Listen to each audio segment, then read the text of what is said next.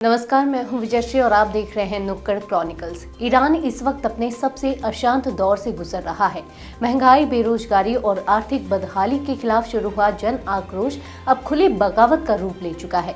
पिछले 13 दिनों से जारी विरोध प्रदर्शन गुरुवार रात उस मोड़ पर पहुंच गए जहां हालात सरकार के नियंत्रण से फिसलते नजर आए। अमेरिकी मीडिया रिपोर्ट्स के मुताबिक ये प्रदर्शन अब 100 से ज्यादा शहरों तक फैल चुके हैं और राजधानी तेहरान इसकी सबसे बड़ी मिसाल बन गया है।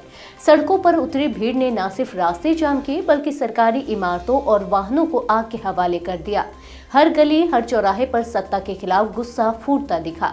प्रदर्शनकारियों के नारे सीधे supreme leader Ayatollah Ali Khamenei को चुनौती दे रहे हैं।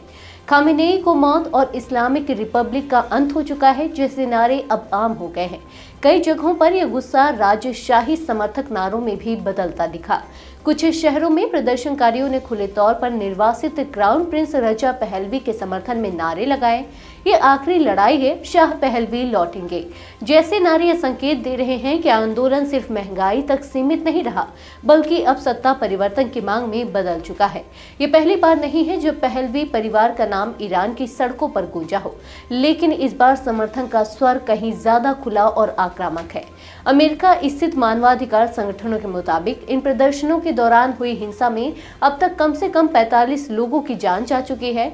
इनमें 8 बच्चे भी शामिल हैं, जो हालात की गंभीरता को और डरावना बनाते हैं। एक पुलिस अधिकारी की चाकू मारकर जान लेने की भी पुष्टि हुई है। वहीं 2270 से ज्यादा लोगों को हिरासत में लिया गया है, जिनमें छात्र, महिलाएं और युवा बड़ी संख्या में शामिल हैं। सरकार ने हालात को काबू में करने के लिए देश भर में इंटरनेट और मोबाइल सेवाएं बंद कर दी हैं। तेहरान एयरपोर्ट को अस्थायी रूप से बंद कर दिया गया है और सेना को हाई अलर्ट पर रखा गया है। सुरक्षा बलों की तैनाती बढ़ा दी गई है, लेकिन इसके बावजूद सड़कों पर उतरने वाले लोगों की संख्या कम नहीं हो रही। Internet watch dog net blocks ने इसे हिंसक दमन की तैयारी करार दिया है। हालांकि संचार सेवाएं बंद होने के बावजूद कुछ वीडियो और तस्वीरें दुनिया तक पहुँच रही है। बताया जा रहा है कि कई लोग इलॉन मस्क की सैटेलाइट इंटरनेट सेवा स्टारलिंक का इस्तेमाल कर रहे हैं। यही वजह है कि ईरान सरकार के तमाम प्रयासों के बावजूद प्रदर्शन की तस्वीरें अंतर्राष्ट्रीय मीडिया में सामने आ रही हैं। यह आंदोलन और तेज तब हुआ जब निर्वासित क्राउन प्रिंस रजा पहलवी ने खुलकर लोगों से सड़कों पर उतरने की अपील की।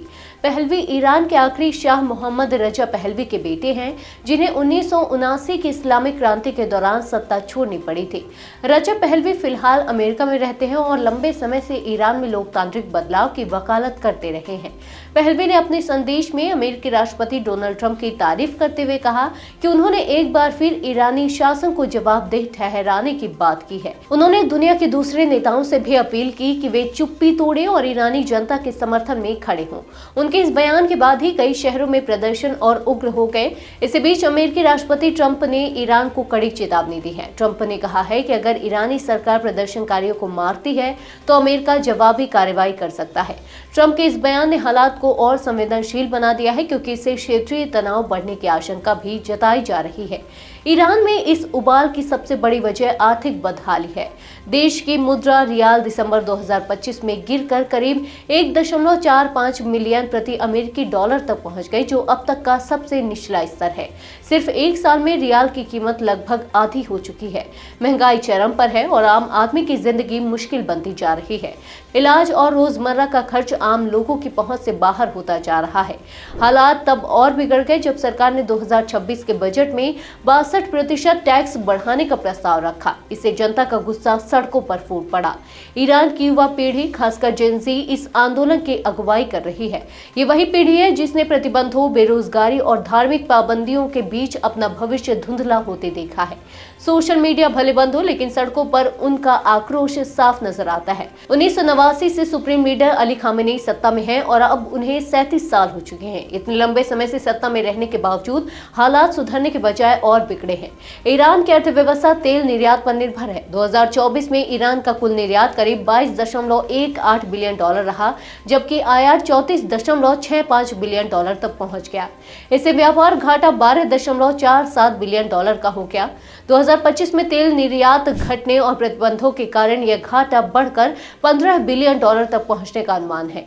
ईरान का सबसे बड़ा व्यापारिक साझेदार चीन है, जहां वह करीब 90% तेल निर्यात करता है। इसके बावजूद जीडीपी ग्रोथ 2025 में सिर्फ 0.3% रहने का अनुमान है। विशेषज्ञों का मानना है कि जब तक प्रतिबंध नहीं हटते या परमाणु समझौता बहाल नहीं होता, तब तक हालात सुधरना मुश्किल है। यही वजह है कि अब 65 वर्षीय क्राउन प्रिंस रजा पहलवी को सत्ता सौंपने की मांग जोर पकड़ रही है।